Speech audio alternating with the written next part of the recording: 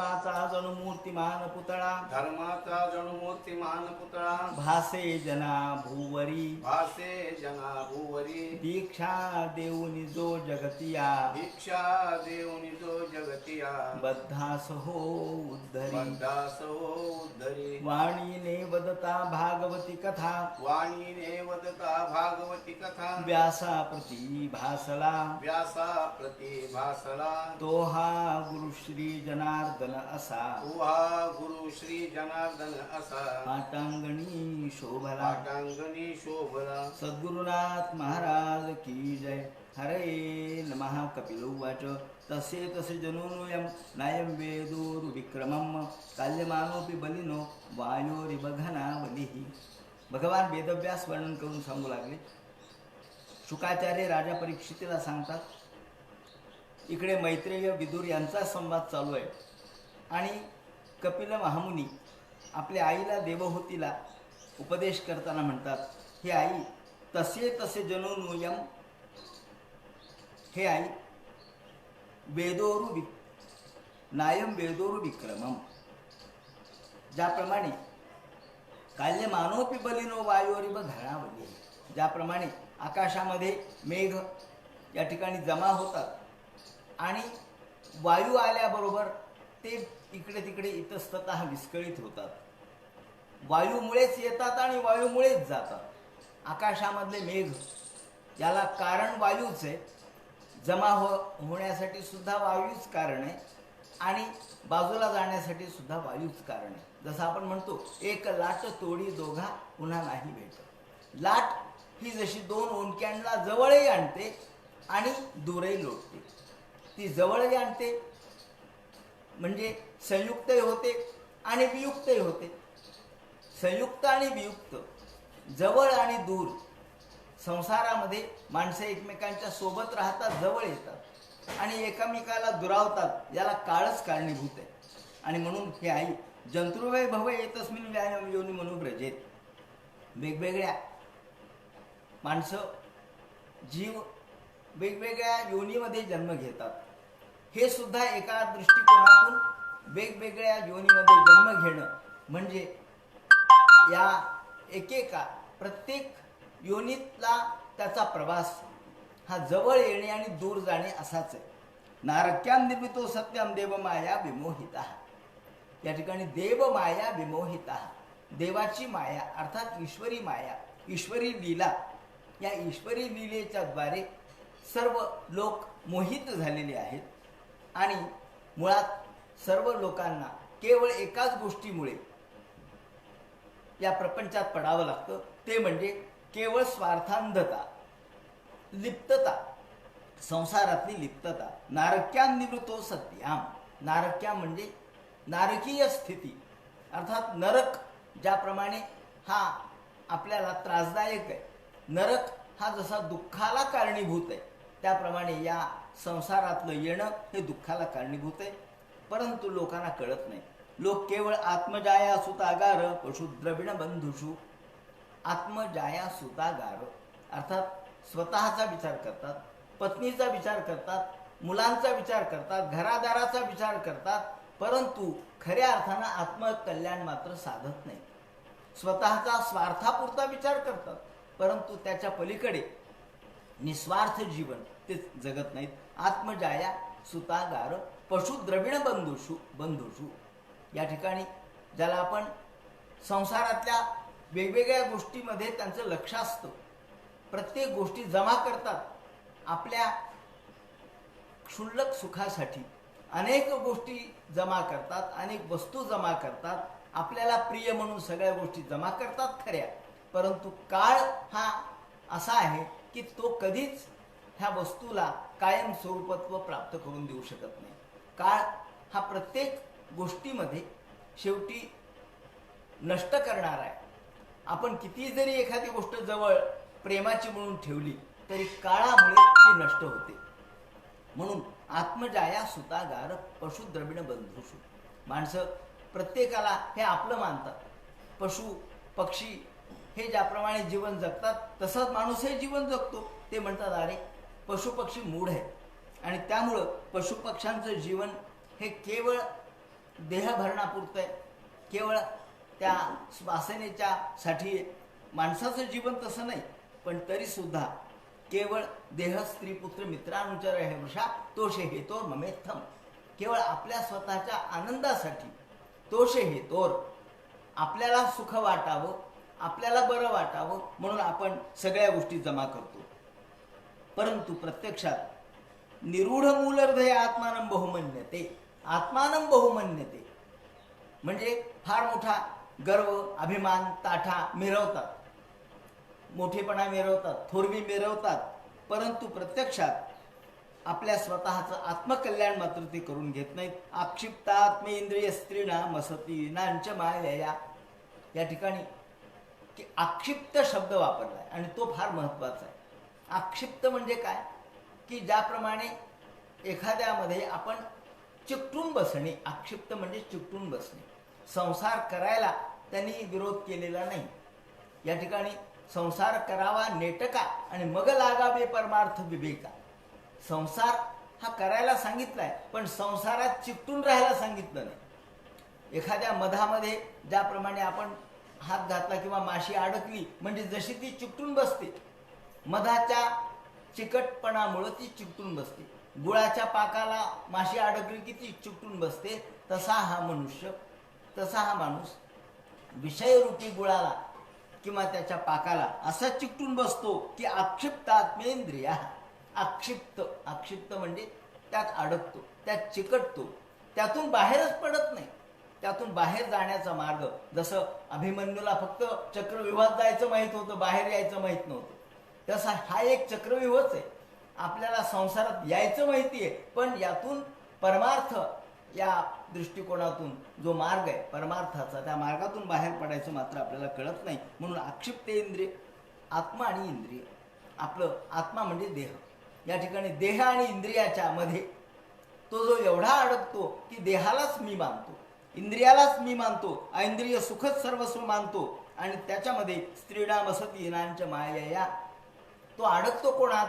स्त्रीमध्ये अडकतो, तो पुत्रामध्ये अडकतो, तो आपल्या घरादारामध्ये अडकतो, तो केवळ शारीरिक भोगामध्ये अडकतो. भोग भोगत भोगत भोगत तो एवढा स्वतःचा नाश करून घेतो की भोगातून त्याला त्यागाकडे जाताच येत नाही. भोग हा अंतिमतः शेवटी आपल्याला नष्ट करणार आहे हे त्याला कळत नाही. आणि हे आई स्त्रीणा वसतीनांच्या माया, या ठिकाणी स्त्री शब्द वापरलाय, पण पुढे असती शब्द वापरला. म्हणजे आपण जर अध्यात्माचा विचार केला तर अध्यात्माने स्त्रीला दोष दिलेला नाही. मग दोष कशाला आहे? असतीत्वाला आहे. म्हणजे स्त्री जर धर्मकार्यासाठी उपयुक्त असेल, धर्मकार्य करणारी किंवा धर्मानुकूल असेल, धर्म कर्म याच्यासाठी अनुकूल असेल, तर ती स्त्री त्यांनी पतिव्रता अर्धांगिनी मानलेली आहे, ती धर्मचारिणी मानलेली आहे. सहधर्मचारिणी शब्द त्या ठिकाणी आहे. पण इथे मात्र त्याने शब्द वापरलाय असती नाम. ही स्त्री कशी आहे? असती. असती कोणती? सती आणि असती. तर सती म्हणजे जिच्यामध्ये सतीत्व आहे, व्रत करण्याची क्षमता आहे, जिच्यामध्ये धर्म कर्म व्रत अनुष्ठान नियम यांना ती महत्व देणारी ती सती आहे. जी सत्य मार्गावर चालणारी ती सती आहे आणि जी असत्य मार्गावर चालणारी ती असती आहे.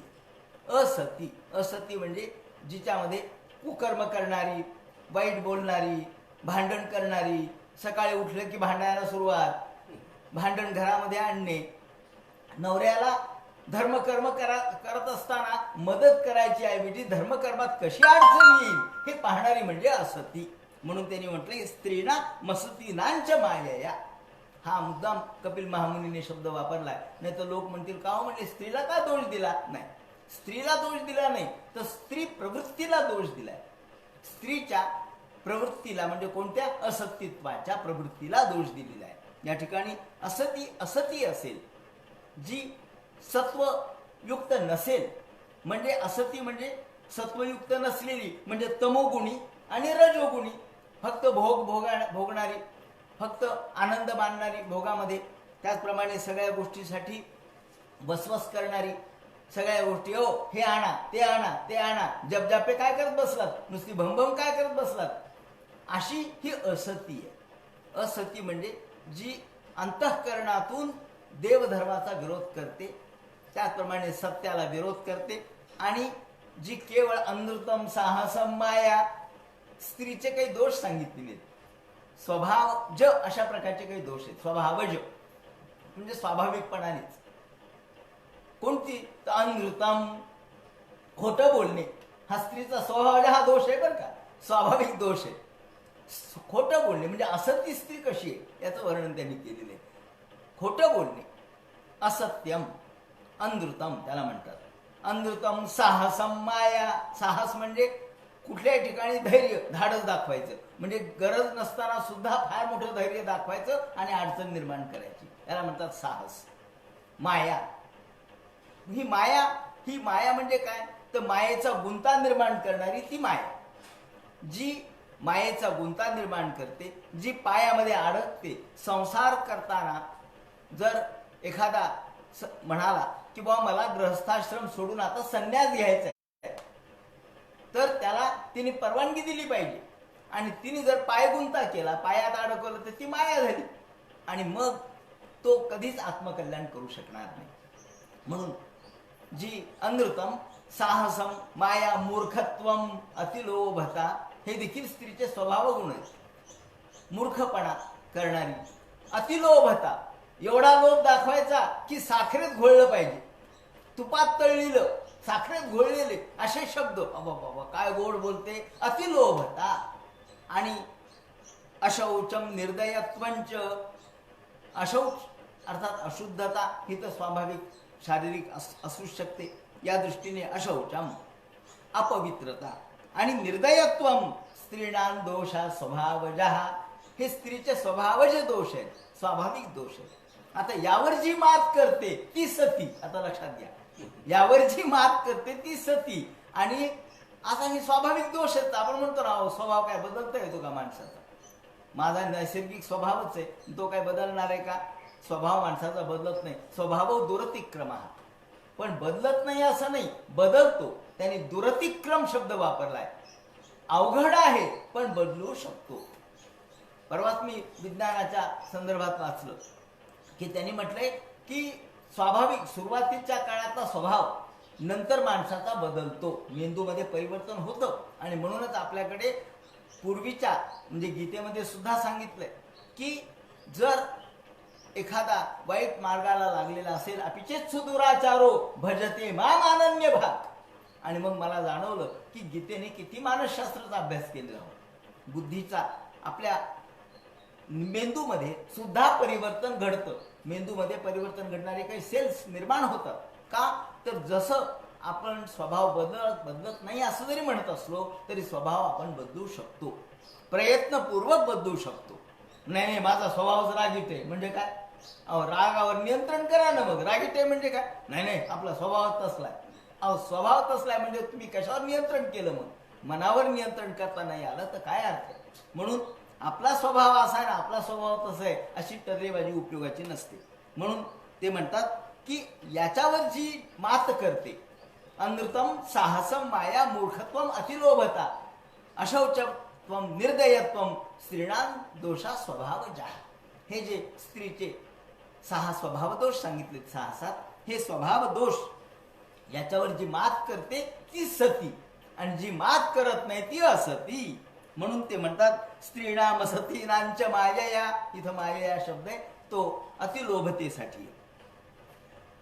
ग्रहेषु कुटधर्मेषु दुःखतंत्रेषु अतींद्रितः.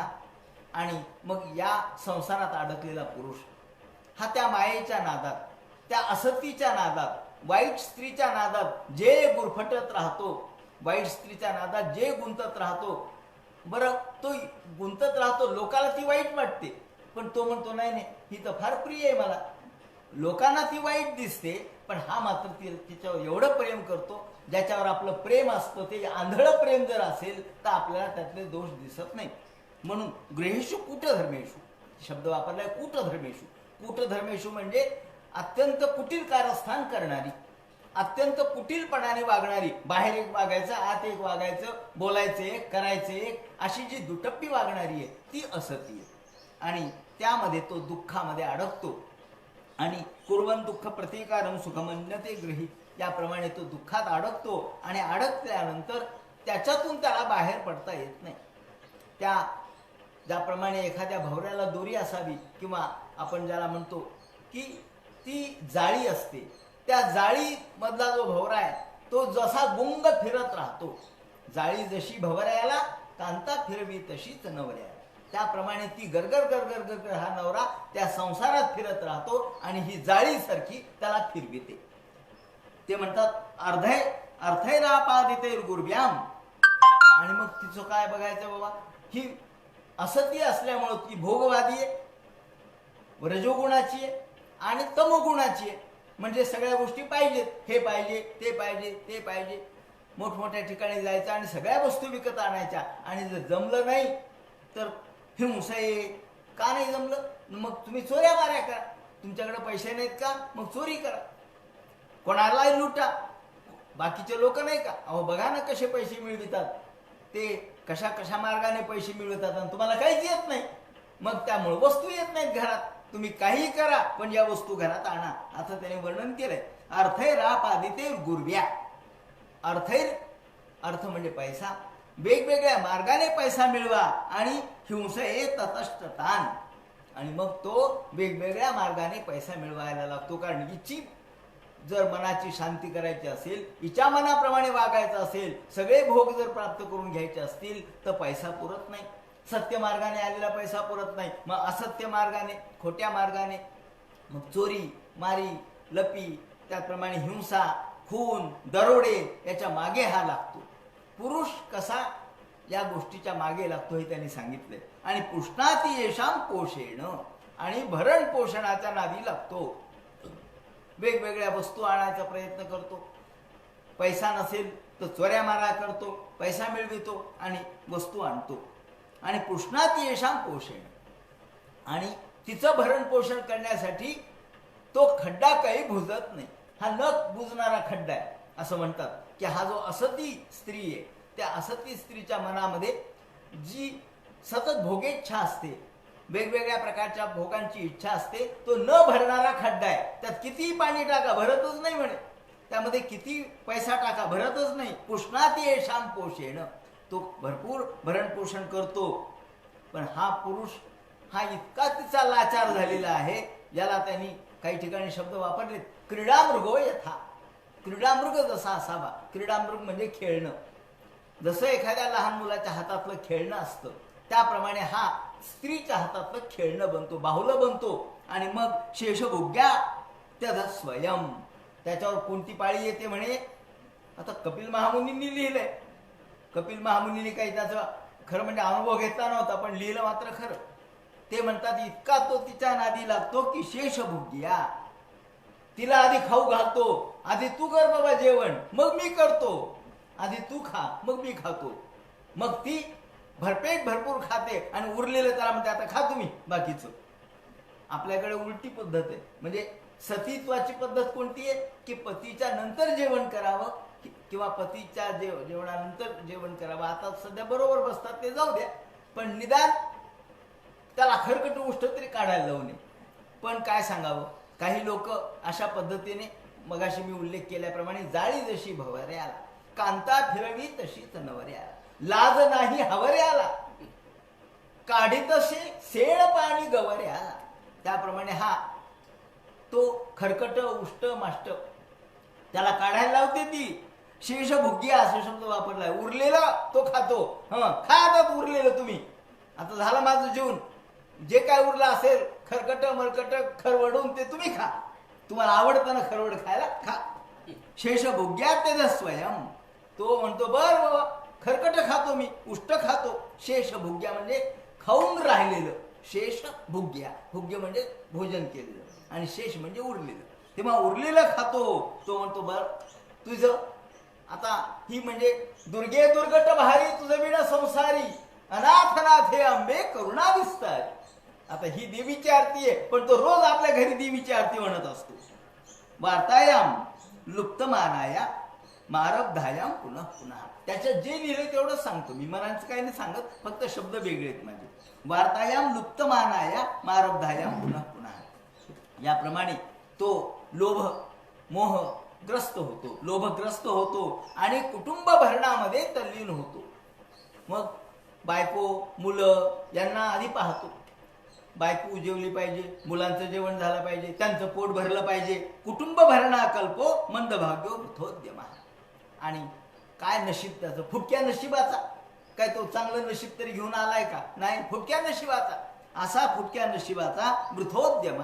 वेगवेगळ्या प्रकारचे उद्योग करतो. नाही नाही नाही, या शेतीत काय जमलं नाही हो, शेती घेतली खरी पण काय सगळे पावसावर अवलंबून. कधी पाऊस जास्त पडला, कधी कमी पडला, बीज पेरलं ते वायाच गेलं. आता तर काय लॉकडाऊनमुळे मोढान बंद होता, मग काय पैसाच आला नाही, सगळं गेलेले परिश्रम वाया गेले. मग दुसरा व्यापार सुरू केला, व्यापारातही खोट आली. शेवटी व्यापारात खोट आल्यानंतर त्यांनी सांगितलं की नाही, मी बँकरप्ट झालो. त्याने डिक्लेअर करून टाकलं की माझ्याजवळ काही राहिलं नाही. मग नंगेशी खुदा डरे, जाऊ दे म्हणले लोक, म्हणजे माझे घेतलेले कर्ज बुडलं तर बुडलं, बुडीत. याप्रमाणे तो बँकरप्ट म्हणून स्वतःला घोषित करतो. नंतर तिसरा व्यवसाय करतो. असं करत करत दुकानदारी कर, व्यापार कर, शेती कर, नोकरी कर, पण कुठं काही पैसा मिळत नाही. मंदभाग्याचा, फुटक्या नशिबाचा वृथोद्यम. वेगवेगळे उद्योग करतो आणि शेवटी हातात काही राहत नाही. जेवढं मिळवलं तेवढं संपलं, मागं काहीच पडलं नाही. म्हणले अहो काय केलं म्हणले, जन्मभर पैसा मिळविला आणि कुठं ठेवला, कोणत्या बँकेत ठेवला? तो म्हणलं अवकाशाचा बँक, खायचं टाकायचं एवढंच काम केलं. म्हणले कुटुंब भरणा कल्पो म्हणजे भाग्य वृथोद्यम श्रेयाहीना.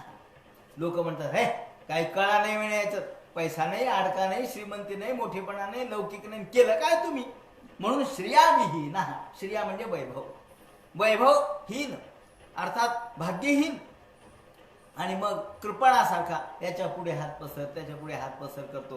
थोडेफार उसने द्याव, जरा आता महालक्ष्मी आल्या पुढे आम्हाला कार्यक्रम आहेत, उसने. लोक उसने द्यायला तयार होत नाहीत, तरी सुद्धा घरातली बायका पोरं म्हणतात अहो आम्हाला कपडे लत्ते नाही आणले, काही नाही, आम्हाला फीस भरायला पैसे नाही, चला आणा.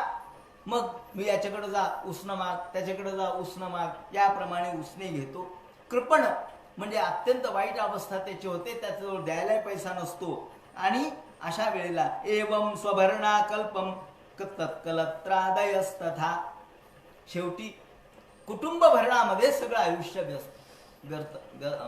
व्यतीत करतो, व्यर्थ खर्च होतं आणि शेवटी हातामध्ये काय राहत नाही. हात उघडे, काय म्हणले पैसाच नाही हातात.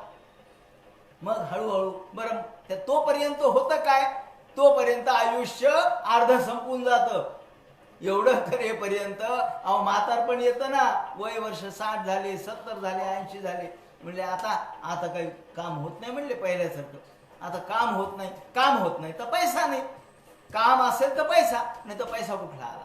याप्रमाणे त्याला पैसाही मिळत नाही, त्याचं वय वाढतं, त्यामुळं त्याला एकीकडे दारिद्र्य आलेलं आहे आणि दुसरीकडे म्हातारपण येतं, वृद्धापकाल येतो. वृद्ध अपकाल शब्द आहे. वृद्धापकाल शब्द का वापरतात? तर वृद्धत्व काय फार मोठ्या उत्कर्षाचं नसतं, अपकाल असतो.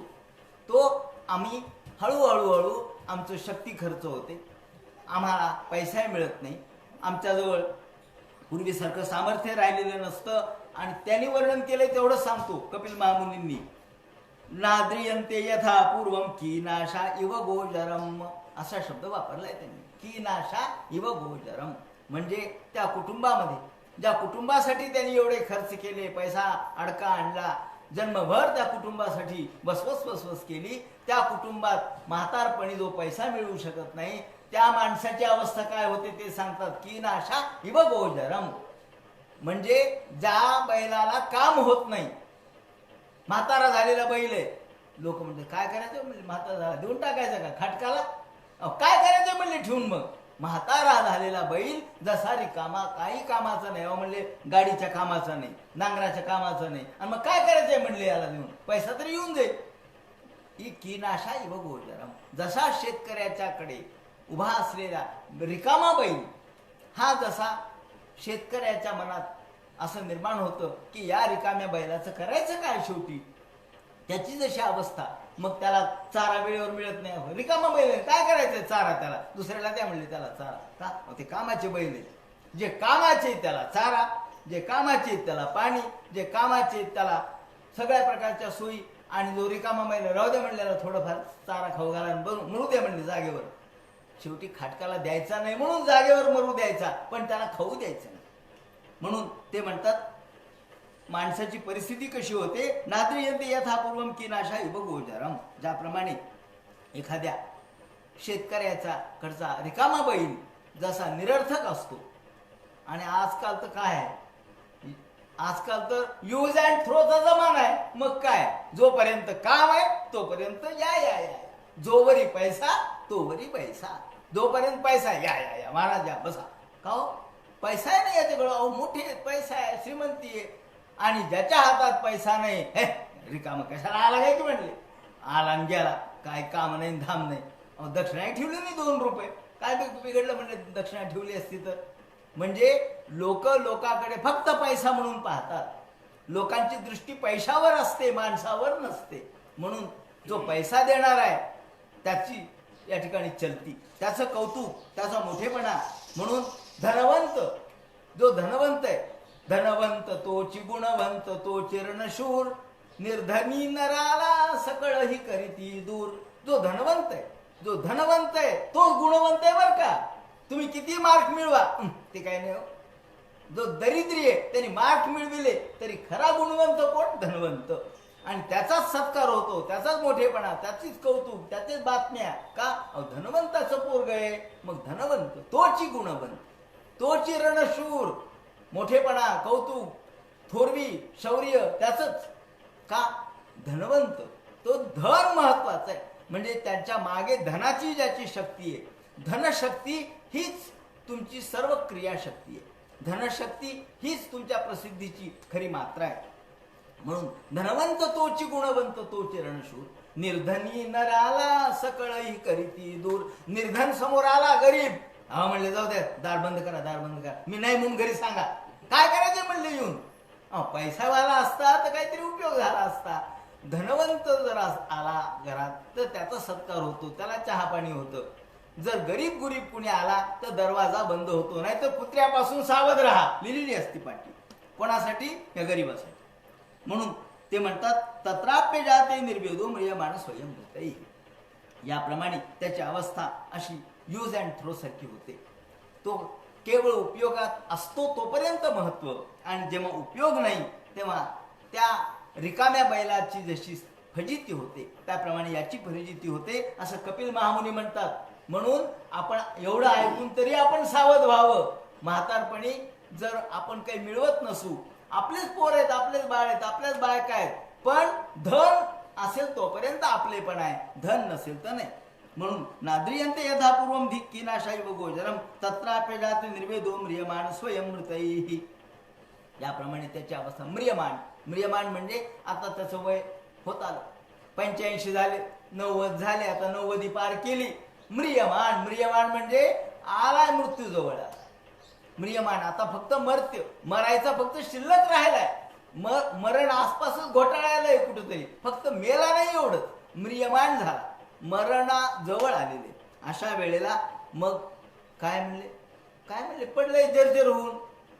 90 वर्षाचं, 92 वर्षाचं, 95 वर्षाचं वय झालं, शरीर थकलं, त्याप्रमाणे हातपाय थकले, काम होत नाही, आणि डोळ्याने काही दिसेना, कानाने ऐकू येईना, कान फुटले, डोळ्यातली सगळी शक्ती गेली, हातापायाची शक्ती गेली, स्वतःला काही होईना, आणि तो त्या अंथरुणावर पडलेला. त्याच वेळेला जर त्याला अर्धांग वायू आला तर मग ते काही खरंच नाही. अर्धांग वायूचा झटका आला तर मग त्याला दुसऱ्यानेच उठवावं लागतं, दुसऱ्यानेच बसवावं लागतं, दुसऱ्यानेच खाऊ घालावं लागतं, दुसऱ्यानेच पिऊ घालावं लागतं, आणि त्याच्या सगळ्या गोष्टी दुसऱ्यांनी कराव्या लागतात. अशा परिस्थितीमध्ये ते म्हणतात जरायो पात्त वैरूपियो, म्हातारपण आलं. म्हातारपण म्हणजे काय नुसता शब्द आहे का? वृद्धत्व नुसता शब्द नाहीये. म्हातारपण हे आपल्या शरीरातलं सगळं जे शक्ती, सामर्थ्य, सौंदर्य सगळं घेऊन जातं. एरवी तरुण असतो तेव्हा आरशापुढे तासनतास उभा राहतो, भांग काढत पावडर लावीत, स्नो लावीत, वेगवेगळ्या प्रकारच्या साबणा, वेगवेगळ्या प्रकारचे स्प्रे वापरून, अत्तर वापरून. का? कशामुळे या देहाचं नाही नाही नाही नाही. जे त्या आरशाकडे बघत उभा राहायचं, टकमक टकमक टकमक पाहत राहतो. टकमक मुख पाहसी पुन्हा पुन्हा दर्पणात, पुन्हा पुन्हा दर्पणात मुख पाहतो. आणि ध्यानायोग्य जे मन ते घालसी तेल मीठ सरपणात. आतापर्यंत सगळं आयुष्य तेल मीठ सरपणात गेलं, पण चेहरा दर्पणात पाहिला, पण अंतरंगातल्या दर्पणात काही पाहिला नाही. अंतरंगातलं दर्पण म्हणजे तो भगवान जो आतमध्ये आहे, त्यामध्ये स्वतःचा चेहरा काही अंतरंगात ओलांडून पाहिला नाही, अंतरंग उलगडून पाहिला नाही. आणि आता मात्र जरयो पात्त वैरूप्यो, म्हातारपण आलं आणि विरूपता प्राप्त झाली. सगळ्या अंगावर वळ्या पडल्या, केस पांढरे झाले, डोळे थकले, डोळ्यांनी काही बघता येईना, डोळ्यामध्ये डोळ्याच्या खाली काळे वर्तुळ आले, त्याप्रमाणे हात थरथर कापू लागले, पाय थरथर कापू लागले, अंगावर वळ्या पडल्या. ते म्हणतात ना की दात एकही शिल्लक राहिले नाही, सगळी बत्तीशी पडली. दंताजीचे उठले ठाणे, फुटले दोन्ही कान, दोन्ही कान फुटले, ऐकू काहीच ना. डोळे थकले काही न बघती, नन्ना म्हणते मान, मान म्हणायला लागली, अशी अशी हाला लागली. ती म्हणाली नको नको आता संसार नको, पण तरी संसारात राहतो बिचारा. मान म्हणते नको नको, पण तो म्हणतो नाही नाही आहे, जोपर्यंत जीवन आहे तोपर्यंत जगतो, जोपर्यंत मिळतो तोपर्यंत खातोच. याप्रमाणे जरयो पात्त वैरूप्यो, विरूपता प्राप्त होते. विरूपता जागेवरच सगळं होतं, सगळं मल मूत्र विसर्जन जागेवर, घाण जागेवर. लोक लांबूनच म्हणतात अरे अरे वास यायला लागला म्हणे, लांबूनच नाक बंद करून येतात. आता तर काय सॅनिटायझर वापरतात आणि नाकाला मास्क बांधतात, आता तर मास्कच सुरू आहे. आणि अशाही वेळेला जर करोना झाला तर मग काही विचारू नका, मग तो कुणीच जवळ येत नाही मृत्यूशिवाय. मृत्यू मात्र जवळ येतो, पण बाकी माणसं जवळ येत नाही. ते म्हणतात जरयो पात्त वैरूप्यो मरणाभिमुखो गृहे. आणि आता मरणोन्मुख होतो, मरायला टेकतो. त्याला स्वतःला कळतं की काही खरं नाही, आता मी काही 2-4 दिवसाचं सोबतीये. मग तो म्हणतो बोलवा ना, याला बोलवा, त्याला बोलवा, त्याला बोलवा. कशाला रे, तुला कोणी वाचवणार आहे का याच्यातून?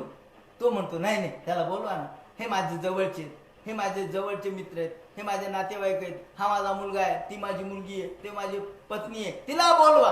कशाला कशाला बोलवायचे? पण नाही नाही नाही समोर असलं म्हणजे बरं. काय समोर असलं म्हणजे बरं? मरणाभिमुखे गृहे, मरणाच्या अभिमुख होतो, मरणाच्या समोर येतो, मरण त्याच्या समोर उभं राहतं. आणि तो मात्र मरणाला चुकवण्यासाठी बाकीच्याला बोलवतो. आणि काही काही मोठे गमतीचे लोक ते म्हणतात काही नाही, काय इच्छा आहे म्हणले, म्हाताऱ्याची इच्छा काय? ते म्हणले काही नाही, अहो म्हाताऱ्याची इच्छा एवढीच आहे म्हणले की काही झालं तरी होऊ द्या म्हणले, मृत्यू तर येणारच आहे, झाल्यावर माझी प्रेत यात्रा मात्र जोरात काढा बर का, बँड बिंड लावा, ही इच्छा. अहो मेल्यानंतर तुला काय कळणार? मेल्यानंतर तुझी प्रेत यात्रा काढली काय नाही काढली काय? आणि आता करोनाच्या काळात कोण काढायला? पण त्याची इच्छा आहे, म्हातारीची इच्छा आहे. काय करायची इच्छा? मेल्यानंतर तू येणारच का पाहायला? पण नाही नाही नाही म्हाताऱ्याची इच्छा आहे. तेव्हा अशा प्रकारच्या काही लोकांच्या इच्छा मोठ्या गमतीच्या असतात. ते म्हणतात की असे हे असते मत्योपन्यस्तम ग्रहपाल इवा हरण.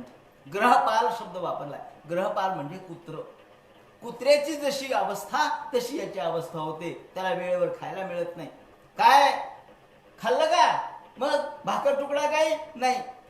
मग तुमच्या काय जवळ या वाटत नाही आम्हाला, सगळं वास यायला, घ्या इथून भाकर तुकडा, फेकून देतो. आणि तो म्हणतो कुठे सापड, हा शोध घेतो आणि भाकर खातो. असा भाकर तुकडा खाणारा जसा कुत्रा, त्याप्रमाणे हा ग्रहपाल इवा हरण, कुत्र्याप्रमाणे त्याची अवस्था होते, अर्थात कुत्तर ओढ होते. त्याची कुत्र्यासारखी लायला स्थिती होते, तरी घर सुटत नाही. मग भगवान म्हणतात कपिलाचार्य, आमया व्याप्रदीपाग्नी रल्पो हारोल्पचेष्टिता. आणि क्षण येतो शेवटचा क्षण आल्याबरोबर वायुनोत्क्रमणोत्तारः, तो तारः वायू प्रकोप होतो, वायूचा प्रकोप होतो. आता मरणाची अवस्था त्याने वर्णन केली आहे.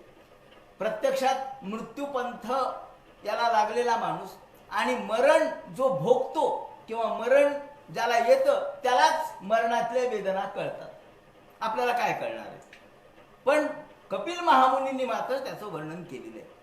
निदान शब्दाच्या द्वारे तरी आपल्याला या मरणाचा अनुभव आपण घेऊ शकतो. प्रत्यक्षात मरण जो मरतो त्याला कळतं. आपण म्हणतो ना, ज्याचं जळतं त्याला कळतं. जळत नाही त्याचं काय कळणार आहे? तेव्हा मेल्याशिवाय स्वर्ग दिसत नाही म्हणतात ना. ज्याला मरायचंय त्याला स्वर्ग दिसतो, जो मरत नाही त्याला स्वर्ग दिसणार नाही. म्हणून मरण हे ज्याचे त्याला भोगावं लागतं. आपणच जर म्हणजे आपलं मरण आपल्याला भोगावं लागतं, आपलं मरण दुसरं भोगत नाही. पण मरणातलं दुःखही ज्याचे त्याला भोगावं लागतं.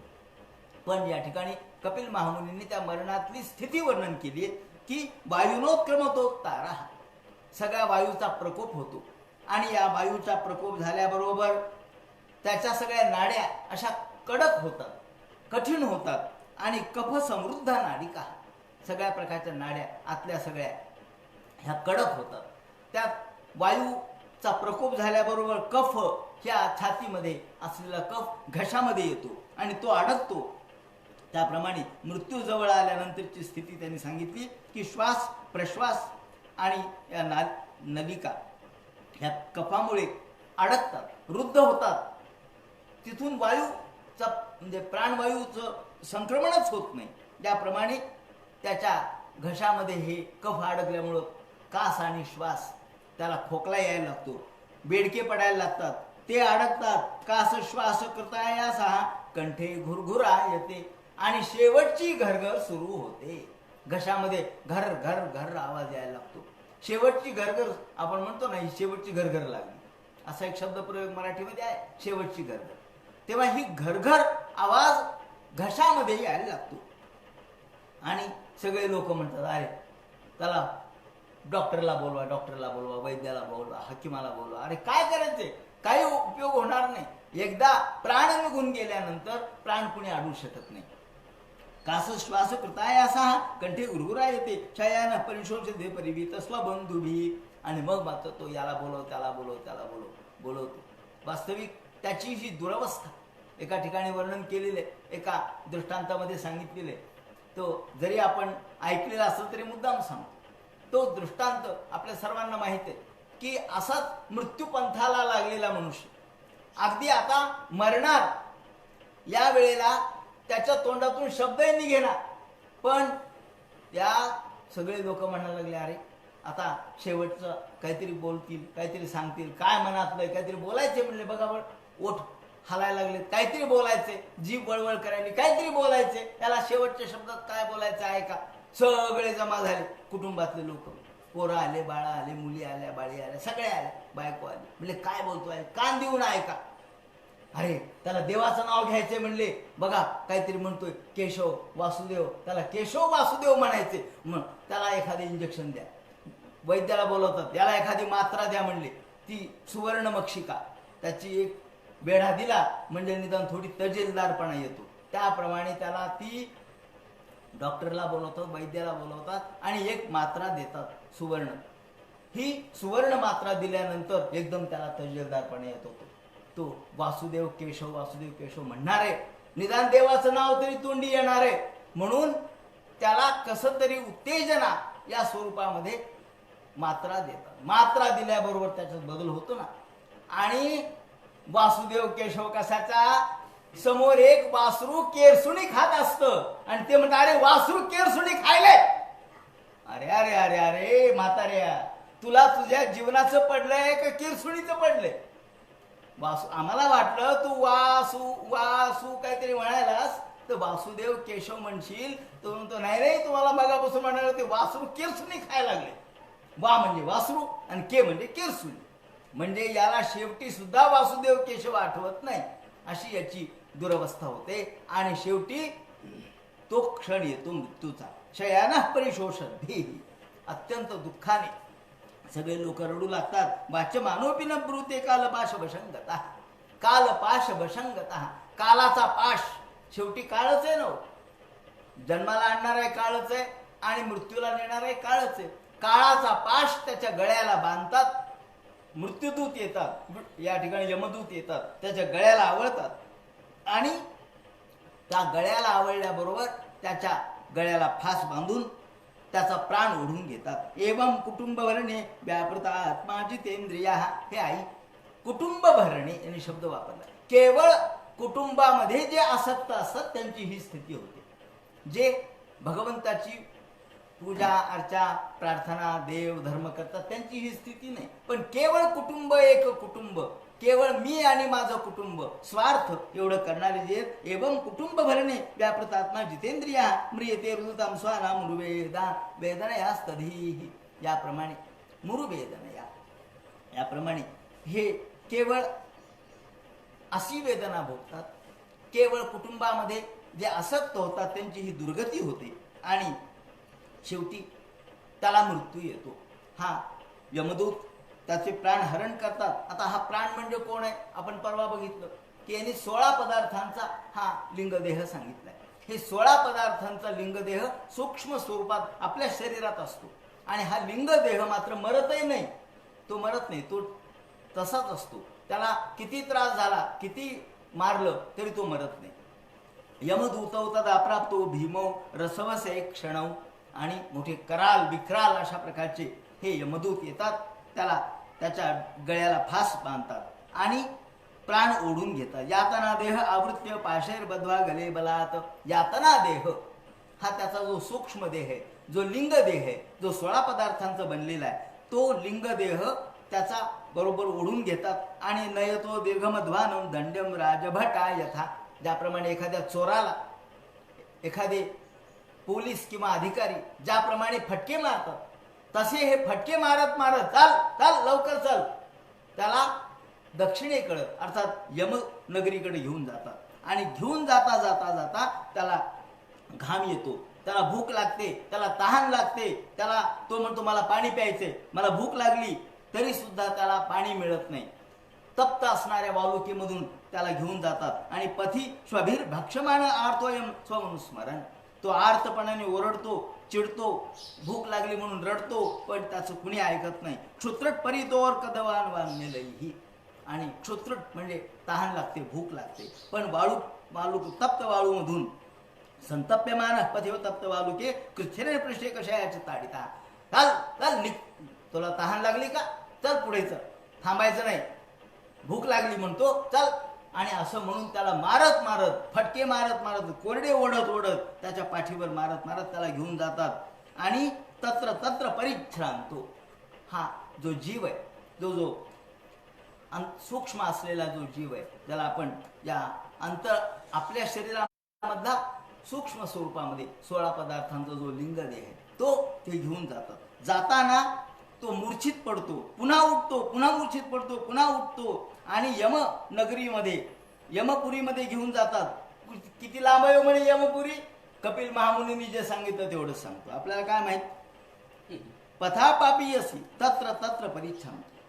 जिथे जिथे ते मूर्छित पडतो पुन्हा ते उठतो आणि योजनानाम सहस्राणी नवतीम नवचाध्वना.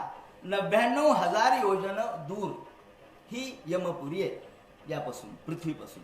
99,000 योजन म्हणजे एक योजन म्हणजे 8 मैल, म्हणजे 7,92,000 इतकं दूर मैल. किती वेळात घेऊन जातो तो? म्हणजे त्यांना काय 8 दिवस 15 दिवस महिना छे म्हणले 2.5 ते पावणे 3 तासात त्याला घेऊन जातात. 96 मिनिटं किंवा 140 मिनिटं एवढे त्यांनी सांगितले. तेव्हा 4 ते 6 घटका, एक घटका म्हणजे 24 मिनिट, याप्रमाणे 4 ते 6 घटकामध्ये म्हणजे साधारणतः पावणे 2 तास ते 3 तास, पावणे 3 तास, 2.5 ते पावणे 3 तासामध्ये त्याला घेऊन जातात. योजनानाम सहस्राणी नवती नवचाध्वना त्रिभीर मुहूर्ते बाभ्याम. 2 किंवा 3 मुहूर्तामध्ये त्याला घेऊन जातात. वा नेता प्राप्नोती यातना. हा काय वेग असेल त्यांचा याचा विचार करा. या ठिकाणी 99,000 योजन म्हणजे 7,92,000 मैल केवळ 2.5 पावणे 3 तासात त्याला घेऊन जातात. आणि तिथं घेऊन गेल्यानंतर कशी यातना देतात, कसा त्रास देतात आणि त्याच्या सर्व प्रकारच्या पापाचं त्याला कशा परिमार्जन तिथं करावं लागतं या संबंधीचं विवरण आणि नंतर तो पुन्हा कसा जन्म घेतो या संबंधीचं विवरण जे कपिल महामुनी करतील तो सगळा भाग उद्या सांगण्यात येईल. हरे नमः पुंडलिक वरदे हर विठ्ठल सीताकांत स्मरण जय जय राम पार्वती पते हर हर महादेव श्रीमज्जनार्दन गुरुमूर्तये नमः हरे